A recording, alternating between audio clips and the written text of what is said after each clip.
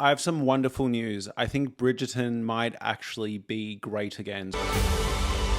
Life is meant to be lived. So for those of you who don't know, I was a really big fan of Bridgerton season 1 and 2. I went into it with low expectations and I was blown away by how good the production value was, how scandalous and exciting the storytelling was. And then on top of that, Queen Charlotte came out of nowhere and is genuinely one of the best miniseries I have ever seen. I say that completely with no shred of irony.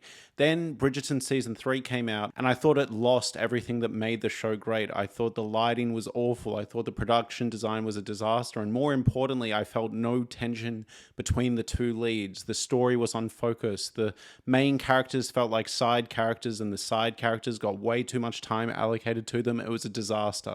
And it was a disaster that led to my most successful video to date. So believe me, going into season 4 part 1, I was very much tempted to tear it apart and explain why Bridgerton is still bad. To my surprise, after literally having no excitement for season 4 part 1, this thing blew me away with how much of a return to form it truly was. Yes, maybe it's not as perfect and refined as season 2 or Queen Charlotte, but I think there will be many people that cite season 4 part 1 and season 4 as a whole, if part 2 continues, as their favorite season.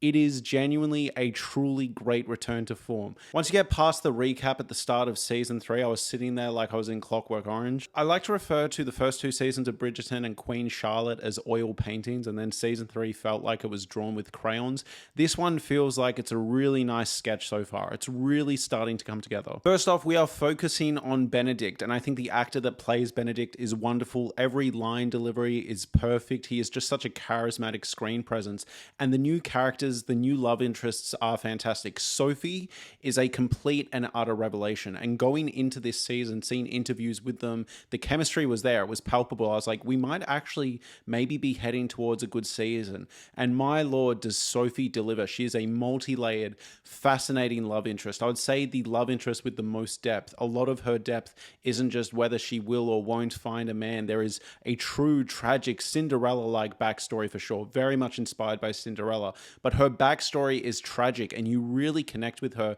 instantly. Even if she wasn't going to tie into the Bridgerton family lore, even if she wasn't going to be the lead love interest, I would have gladly taken a show all about her. I found the scenes with Sophie were reminding me of those things I loved in Queen Charlotte, where all these side characters that rotate around Sophie, right? Her fellow maids and servants are also well defined and interesting, and their banter with one another and their conversations about their situations are wonderful to watch and utterly engaging. With season 3, I complained about the color grading and the lighting, but I have to give credit to this season. Whenever we are in Sophie's world, it is notably more drab and sad and somber, and the production design reflects that. You compare that to scenes with the Bridgerton family where it is almost overly done, overly saturated, and you go back to Sophie and it's missing some life. It's a painful existence, and I think they absolutely nailed it. Now, yes, it's not completely perfect. Some of the flashbacks look a little shit. There's some green screen here or there that's a bit wonky, but 90% of the time, this show looks a lot better. This doesn't feel like that weird Netflix slop that season 3 felt like. It feels like the showrunners have actually tried to tame the beast and bring it back, and I think they're doing really well. Sophie is fantastic. With season 3, I actually complained about the fact that Queen Charlotte feels a bit underwritten after everything we learned in Queen Charlotte, and thankfully in this season, we essentially get a sequel, a legacy sequel to Queen Charlotte, the exploration of the character of Queen Charlotte in this, and Lady Danbury almost had me in tears at certain points. In fact, multiple side characters in this season are beefed up with well-earned, well-done emotional arcs and payoffs. Violet, Danbury, Francesca, even Hyacinth had me going, oh damn, like wow, this is a really well done season so far. Go back to some absolutely wonderful set design and cinematography. Look at these shots of Queen Charlotte's palace. I also think the costumes are a lot better this season. Maybe not perfect. Sometimes some of them are a little lame, but the costumes of the Penwood family I thought were incredibly striking and engaging to look at. And thankfully, there are no set pieces that are as painful as that hot balloon sequence in season 3. In fact, watching season 4 and how mature some of the conflicts here, notably a scene where Benedict intervenes in what looks like is about to be an SA, I was really struck by how adult and mature this season felt compared to season 3, which felt like it was made for children. This season, we're exploring the trope of love at first sight. You know, season 2, we had enemies to lovers, season 3, we had friends to lovers, and season 4 is love at first sight, and somehow they actually pull this off. It is magnetic chemistry. Whenever Sophie and Benedict are on screen together, it's electric and exciting and gorgeous to watch. It was genuinely breathtaking. And the way this season ends as well, I was really in love with. I found the way they choose to cut off the midpoint here makes the decision to drop this season in 2 parts a rewarding run, right? Previously in season 3, I found it frustrating because I barely had a grasp on these characters. But because these first 4 episodes are so focused and give us so much depth with these characters, when it cuts off at the point it does, and if you've seen these first 4 episodes, you're sat there going, oh, I did not expect it to end like this at all. There are multiple dark, fascinating endings where I'm like, God, a lot of these characters are going to have to do some work in the last 4 episodes. It was wonderful and exciting. And again, I just love watching a season of Bridgerton that feels like it's made for adults again. It's exciting and surprising and catching me off guard. And when a show's story is done so well, I'm willing to overlook an occasional wonky green screen or an occasional characterization that's a bit clunky. I mean, the Mondriches are still shit. I don't know what they're trying to do here. I don't know what they're trying to do with these characters. And in this season, it's notably transparent because in the first episode, they just keep cutting to them very awkwardly. Like, remember these guys? Remember these guys?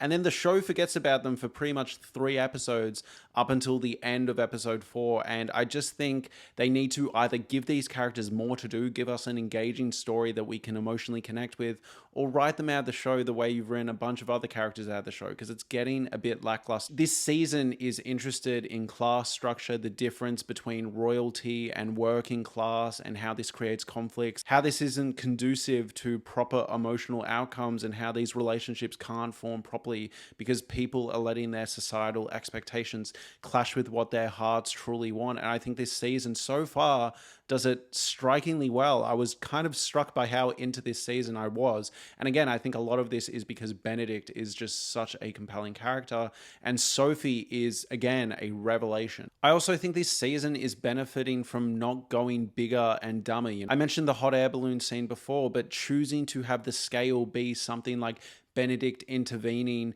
an assault and just punching someone, or having the scale be a kite sequence. These are relatable moments to an extent. These are tangible things that us at home can connect with. I'm sure we know of situations where someone's had to step up to the plate or intervene, or someone's failed to do so.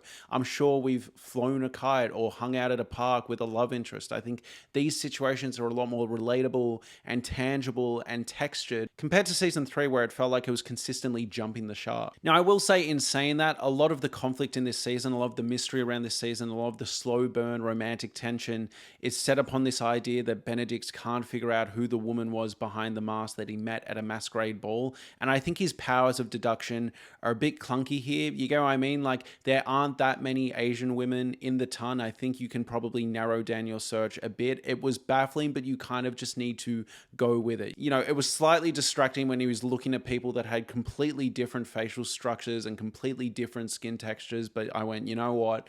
This is just part of the story. This is part of the charm of the show. We just have to go with it. Like, at one point, he thinks he's in love with 2 different people, right? Sophie and the mystery masked woman. Like, you think at one point he'd go, hang on, what if she is the masked woman? Maybe I'll just ask her, or like look a little closer. Like, dude, what do you think you're looking for if you can't even like begin to comprehend that the person in front of you might be her? Like, it doesn't even cross his mind, except for a brief moment where he's in this like drunken delusion. I also think the music is beautiful this season, like striking and wonderful. Both the pop song Vitamin string quartet covers and just the general music is wonderful. It's really striking, and some of the needle drops were really, really wonderful. I also think this season feels notably British in a way I found really refreshing. Like, just the way people are talking, it feels like a lived in, tangible world. You know what I mean? It doesn't, like, again, season 3 just felt a little American and a little sanitized. This one feels like it has a bit more of its proper identity back, if that makes any sense. A lot of this season's conflict is just around Benedict being a bit of a slut and him having to let that part of him go, and I found it funny. We've talked about Benedict and Sophie in the spoiler-free section. Don't worry, we're actually going to get into a spoiler section where I go through every single episode so far, so that will come soon.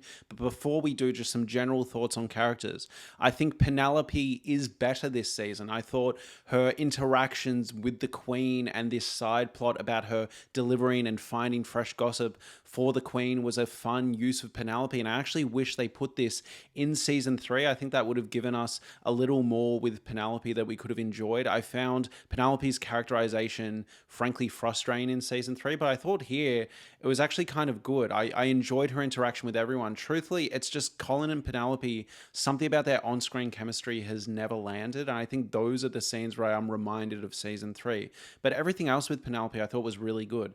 Colin is a complete afterthought this season. Like, he's here for maybe 42 seconds at most. He has no real bearing on the plot. Whatever. I don't need him. I didn't like him, to be honest. Eloise has taken a bit of a back seat this season, but I thought it was actually interesting that they've chosen to beef up Francesca and Hyacinth and given less time to Eloise, and they've actually framed her a bit more as not an antagonist, dare I say, but a bit more of a flawed character. Previously, what us as an audience have liked about Eloise, this sort of punky, spunky, I'm too good for this sort of attitude, has now come off grating and a bit polarizing to characters who have taken more of the limelight.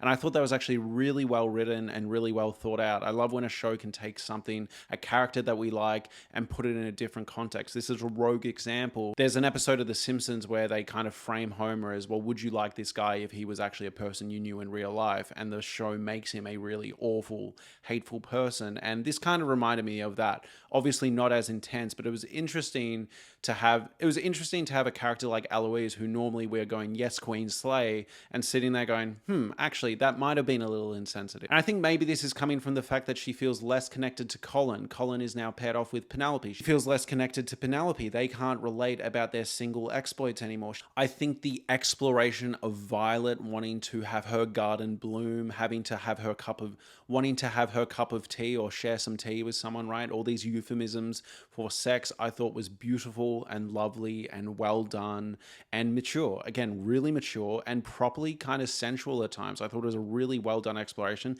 Again, we'll talk about all of this stuff more as I go through episode by episode, but I thought what they did with her character and Lady Danbury's brother was wonderful. And similarly, two sides of the same coin, I think the exploration of Francesca and her struggling to reach climax during sex is laying the seeds, sowing the foundation of something we're going to get in future seasons, I assume, with her exploring her sexuality, as well as some book spoilers that have been presented to me. But I'm finding all that really interesting, really well written, and not dumbed down or simple, just because he hasn't been able to make her finish yet. John, her partner, isn't framed as this awful failure of a man or this toxic dickhead, more just a product of the time and also a product of maybe some miscommunication. I think it's really well done. Queen and Danbury had me very emotionally moved at multiple points in this season. I thought it was really well done, and I'm glad to have them given something to do that actually has some impact on the story and also just some impact on my emotions. Even though I really didn't like the Mondriches, I really love the introduction of Benedict's helpers, the Crabtrees. I thought they were wonderfully performed,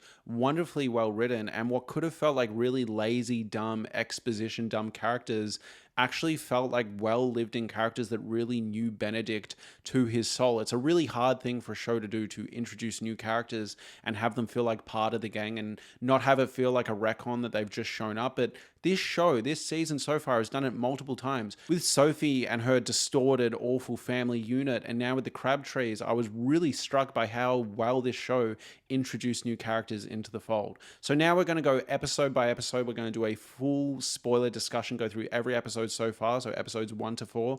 Before we do, please consider getting a membership to this channel. For the cost of a cup of coffee a month, I think it's like $3 or $4, you get access to a weekly podcast where I talk about every single show I've watched in a week, every single movie I've watched, both new and old, stuff I haven't been able to cover on the channel, stuff from the shelf behind me, stuff on streaming. It's just me yapping, even books. Please consider getting a membership to this channel. It really helps me out. Now let's talk about all 4 episodes of Bridgerton Season 4 Part 1. So episode 1 opens and we get to see Benedict's bare butt. I mean, just an absolute treat for the ladies. After that, Benedict's arc seems to be he's been a total party boy up until now. I kind of like this characterization. I like that he's a bit of a free spirit, and this family's like, yo, like, you're a rake, you need to chill down. And he's like, yeah, sure, when pigs fly. I will say I was reminded in this moment that he's the second son, he's not the eldest. I've always just thought he had cheeky older brother energy, you know? It's always baffling to me that Anthony is the older one, but that's just saying I need to get over. Again, they bring up this idea that Penelope and the Queen are BFFs over Whistledown. I really like this arc. I thought it was a really good idea. I thought the writing and the characterization of Sophie sneaking into the masquerade ball was just so well done, well executed. She feels properly out of place.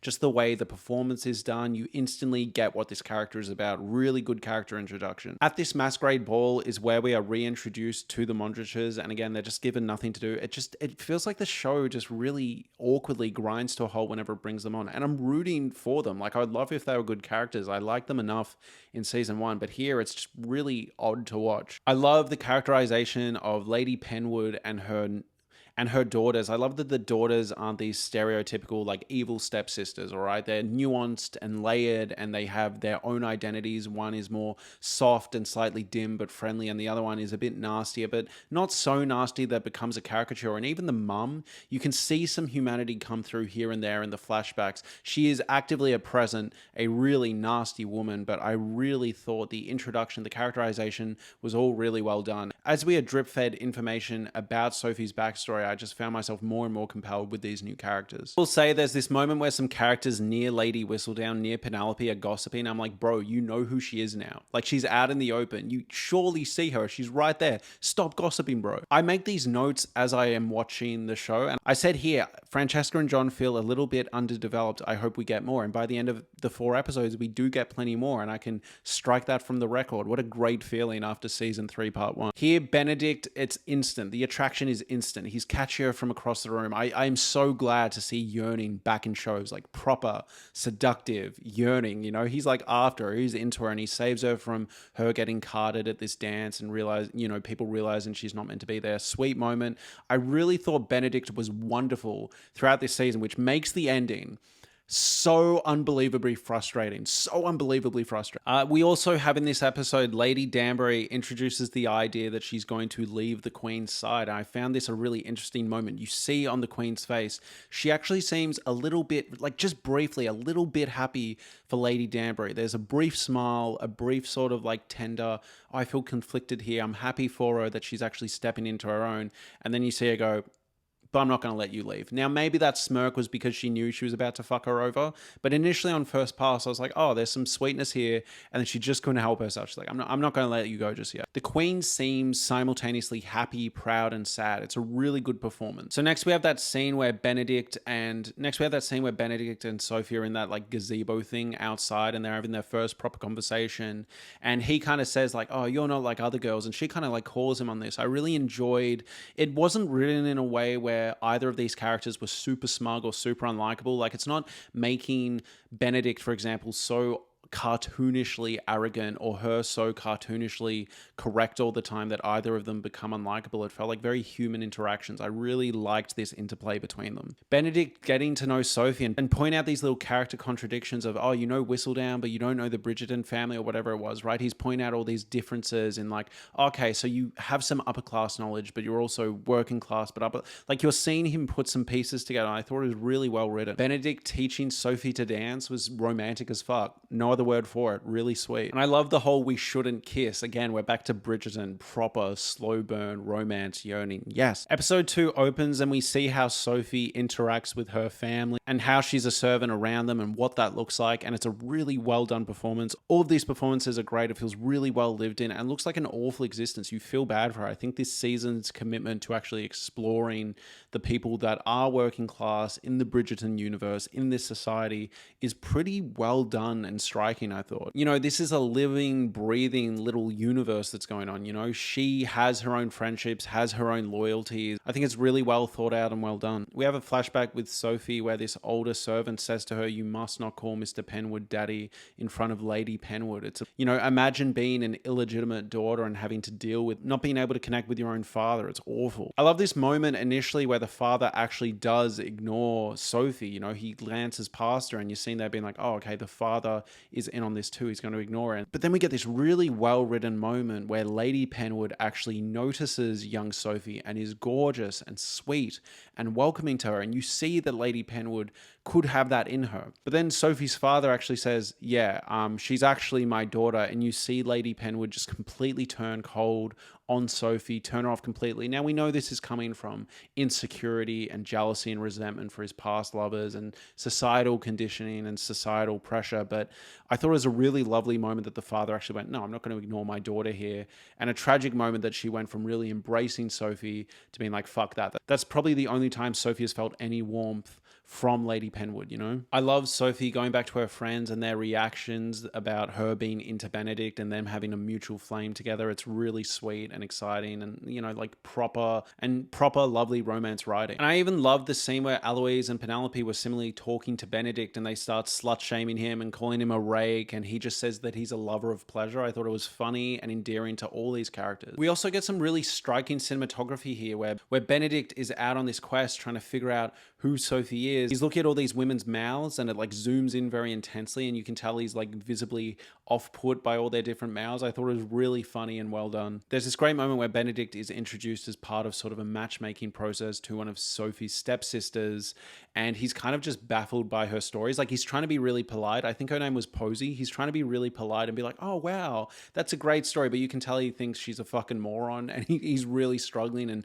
quickly realizing that this woman isn't as intellectually inclined as Sophie was, you know? In this moment, Sophie is peeping through the crack and her friend is going, oh, introduce yourself to Benedict. Do it, do it, do it. I think it's really sweet. It's tragic that she couldn't do it. Well done moment. I also love how early into the season, just an exciting revelation moment, that Lady Penwood actually figures out that it was Sophie at the ball. She does some detective work, and I appreciate, you know, as I was saying before, the fact that Benedict is struggling this hard to figure out who Sophie is was kind of baffling to me. But this moment is exciting because normally in these shows they will stretch out these sort of mystery elements that are pretty obvious, right, for ages. But here Lady Penwood just pieces it together in like an afternoon. She's like, oh wait, you snuck out to the ball. Really exciting moment. It elevates the stakes straight away and she sends Sophie on her way. We also have one of my favorite scenes of the season, which is when Brimsley begs Lady Danbury to apologize to Queen Charlotte, and he basically says, look, like, we all have to apologize to the Queen for shit that we know we shouldn't be apologizing for. That's part of being friends with the Queen. That's part of what she needs to go on with life, and, you know, you kind of need to accept that. And like, yeah, you can say that he's being douchey and wrong, but I think it's genuinely coming from concern for the Queen's mental health. He's basically saying, look, she might not be nice in the way you and I consider, but the fact that she doesn't want you to leave is kind of her love language, right? Like, he was getting at this angle of like, look, like, she doesn't have people that understand her situation with King George, which I can't even think about without tearing up. But yeah, I thought this scene was really well written and layered and nuanced, and you feel bad for him because you see how much care he has for the Queen, but he also isn't unsympathetic or uncaring to Lady Danbury, for example. Like, he completely understands and knows that she's in the right, but he's basically saying, maybe swallow it for the greater good of Queen Charlotte. I thought it was an interesting scene. There's this great scene between Sophie and her stepmother, Lady Penwood, where she says there is no punishment that fits the crime of going to a ball and impersonating, you know, someone from the upper class. And it becomes this really well-written and well-earned dialogue about the differences between the upper class and the working class. Like, well-earned, all right? We're living in an age of an overabundance of poorly written, underdone or overdone class satire. And I actually thought this season of Bridgerton out of nowhere like did it really well and actually explored this stuff with a level of depth that I was surprised it was engaging with. I also thought similarly the argument between the Queen and Lady Danbury that ends with the Queen calling Lady Danbury her subject was a massive blow and a really well-written scene. Then Lady Danbury says deepest apologies for forgetting my position, clearly saying like, oh, I thought we were friends. I thought we could be honest with each other, but clearly I have mistook this, all right? And yes, obviously she knows she didn't mistake it, but yeah, she's saying she overestimated Queen Charlotte's character, right? Queen Charlotte has let her down in this moment by saying that to her. Lady Danbury has tears in her eyes. It's a tragic moment. And then we actually get an apology from Queen Charlotte. She apologizes. I thought it was tragic and sad and well written. At this point, I was like, okay, we might be back. I think we're cooking with gas. Next, finally, I brought this up in the spoiler-free section, but we have the moment where Benedict walks in on this woman almost getting sexually assaulted bed, and then also sees water getting thrown on Sophie, and Sophie's about to get bashed or essayed herself. And Benedict steps in. The violence is palpable, it's tense, it's grounded. Like, compare this to that ridiculous hot air balloon scene from last season. This is an earned moment, and a moment that also speaks to the class discussions that were going on well into this scene. At this point, right, Benedict does not know that Sophie is his mystery love interest. So he's wailing on this guy, and the guy's going, bro, it's just a maid. Who even cares? And he goes, just a maid. It's not, like he's going off at her, and it says a lot about where Benedict's priorities lie. It's a good display of good moral character from Benedict, and he's not being performative. He's not doing this because the girl he likes is standing right over there. He's doing this because it's the right thing to do. It's a well-written scene. You get why this would move the needle for Sophie, and like well-earned stakes and well-earned payoff. Like, thank you, Bridgerton. Sophie recognizes Benedict, of course, but he doesn't recognize her, and I appreciate that he didn't come off so nasty or so obtuse. He was just kind of like, have you worked for us? How do I know you? I thought it was well done. We have this flashback where the mum is gaslighting and saying that Daddy Penwood didn't leave Sophie anything in the will, which I find very hard to buy. And she says, society's going to hate you for being an illegitimate child, so we're just going to hide you away. Which, look, there might have been some aspect of truth, but I will say, like, the Bridgerton alternate universe is a really interesting one because it's one that's completely embracing of minorities. It's one that seems with OK Benedict openly kissing a guy, but then they are absolutely 100% dated in their approach to women's sexuality and, illegitimate children, right? Like they're still living in the dark ages with that, but then there are other aspects that they're totally chill with. And the episode ends with a quote from Benedict where he says he was raised to respect maids, so he won't even look in her direction. Obviously, she hopes that he looks in her direction. Well written, good stuff. Episode 3, we have this awkward, quiet horse ride while it's raining, and then they finally land at his cottage. I like how drawn out the journey to the cottage is. Like, I like sitting in these moments of awkward, palpable, romantic tension between them.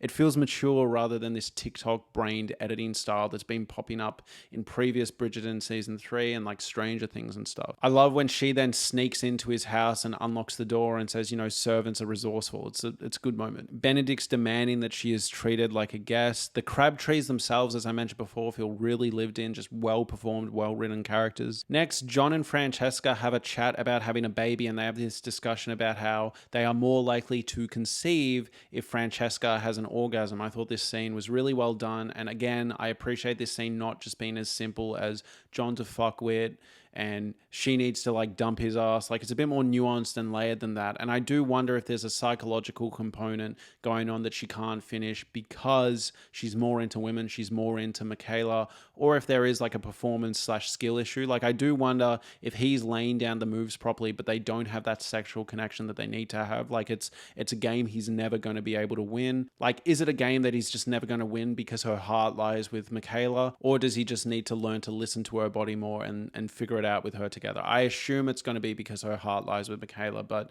interesting at this point in the show. All right, now I will say I didn't hate Penelope's mum as much as most people did in season 3. I needed it to be a little more well written to really have the punch, but holy shit, I hated Penelope's mum, Lady Featherington, I think her name is. I hated her in this season. The way she was treating that maid, oh my god. The way she'd be like, we're family.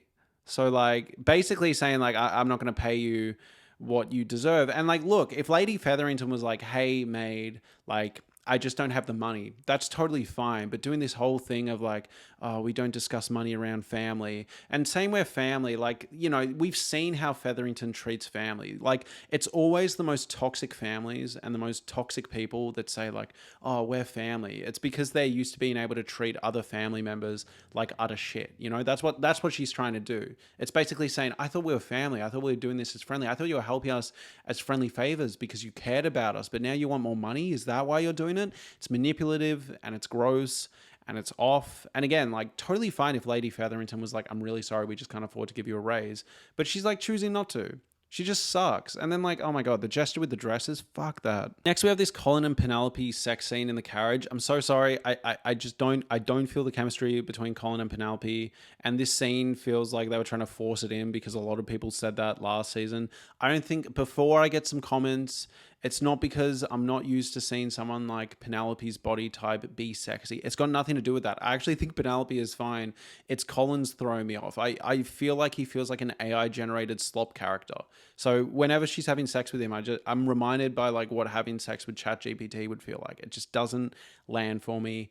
Moving on. Next, the kite scene is beautiful. This could have been a really painful, sloppy, clunky, awkward scene to watch, but because the performances are so good between Sophie and Benedict, and the shots are good enough, it's a sweet scene to watch. And it's communicating, right, that Sophie didn't really have a childhood. The childhood she deserved was taken away from her. So yes, what we're watching now might feel a little infantilizing, but I think that's entirely the point. They're doing a childish thing together.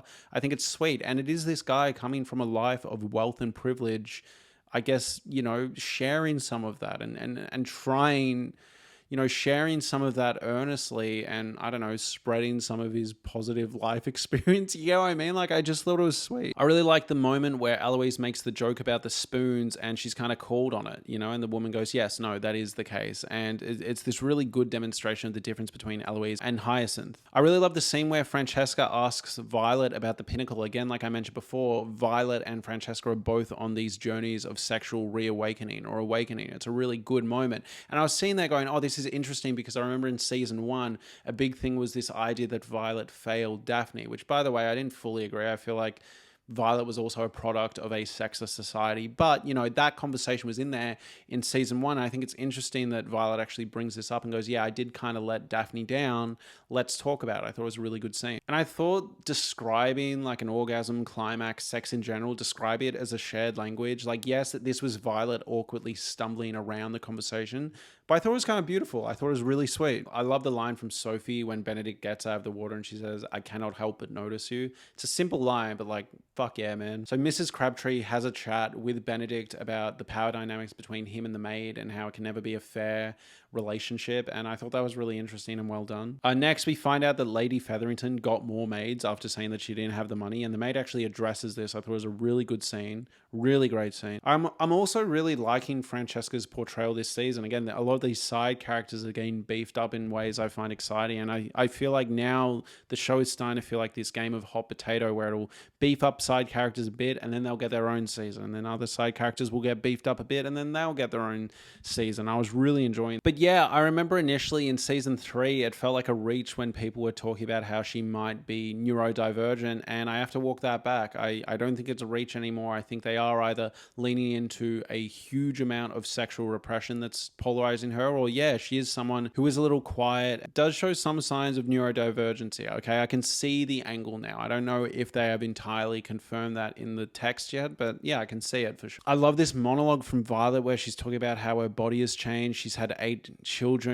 When she has sex with Danbury's brother, is that going to feel like a new person? She wants it to feel like a new person. She doesn't want it to feel like the same thing. She wants to have a new experience. She doesn't want to be thinking about her dead husband. I thought all of that was really well done. I also thought Danbury's brother was portrayed as a really sweet, quiet dude, all right? He doesn't say much, but he's kind of a good, sweet vibe. I also love this shot where Sophie and Benedict are going back to their regular lives and they're leaving the cottage behind. It's a well done visual communication, It feels sad and it feels like they're leaving what could have been behind to go back to their usual roles in society. Really well done. Episode 4, turns out she's going to be a maid for Benedict's family. Fuck yes, all right? I would have almost stretch this longer. I would have loved this to start in episode 3 or even just got a little longer. Let this tension really brew. They're in the same house. They can't look at each other. Like, let it grow just a little more. I will say it was cooking for sure. It was bubbling, but I would have loved it boiling before the whole finger blast scene at the end. But this was good. This was good. I will say we get some wonky green screen when they're talking out the front of the Bridgerton household. I've always found it's interesting with this show. A lot of the shots, a lot of the scenes look good. Always in front of the Bridgerton house. There'll always be some shots when it cuts to someone facing the other way that always looks odd. I love the visual communication as Benedict is walking up the stairs and then Sophie is staying on the same level. It's obviously visually communicating that he's, upper class. He's going back to his normal life. She's staying below. Again, not the most subtle visual storytelling. It's lifted straight from Parasite, but it's good. I also love the moment where Violet has this chat around sex with the maid and she's like, if I want to have some nighttime tea, how would I go about that? And she's like, maybe you could be sick. Okay, would you help me with that? I thought all of that was really sweet. We also have this scene where Sophie is talking to Violet and she describes hanging out with Benedict as one of the happiest weeks of her life. Just a sweet, vulnerable moment. I love this moment where Francesca and John, Francesca tries to be more spontaneous with sex and make more of a move.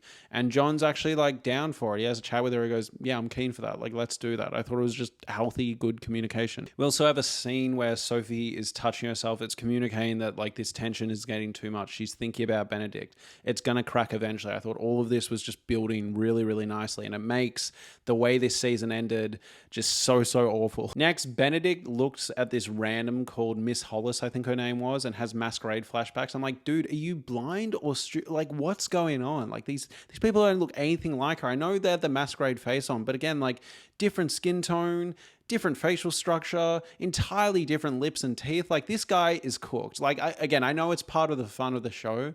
Like for Christ's sake, dude. Like I do love this moment where we get this callback where Benedict is speaking French with a really clunky British French accent. And he says, a wise scholar told me that my jaw moved too much. And then this woman says back, right, this one that he's not compatible with, says back to him like, no, I think it's perfect.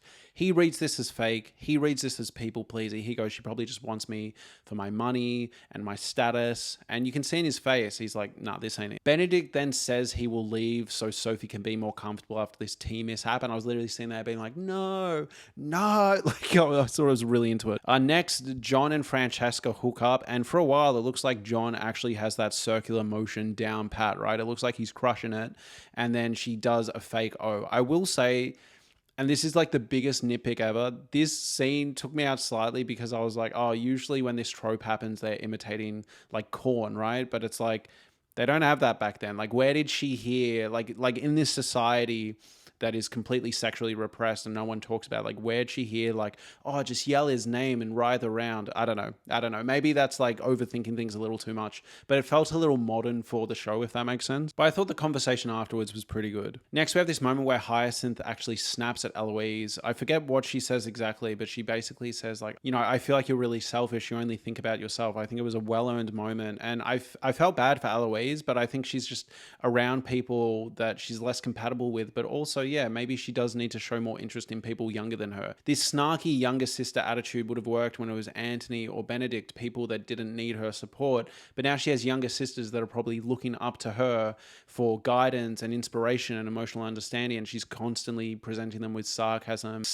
and snark, and eventually you would probably be like, yo, can you take something seriously? I don't care if you like it, it's for me, Michaela shows up, and Francesca is notably clearly a bit like, whoa. Next, we have the scene where Violet is in her like bra thingy, corset thingy thing. She's keen to have some nighttime tea. I thought it was well done, intimate, steamy scene. Good stuff. He says, oh, you're serving tea somewhere new? And she says, I'm the tea that you're having, or something like that. Well done. Aced it. Good stuff. All right, next, the string music is popping off. Benedict and Sophie pass in the hallway. We get Bad Idea right on the Vitamin String Quartet. It's hot. In the song, right, every time it goes, yes, I know that he's my ex, and then we get a break, right? Every time there's a break, there's a moan from Sophie.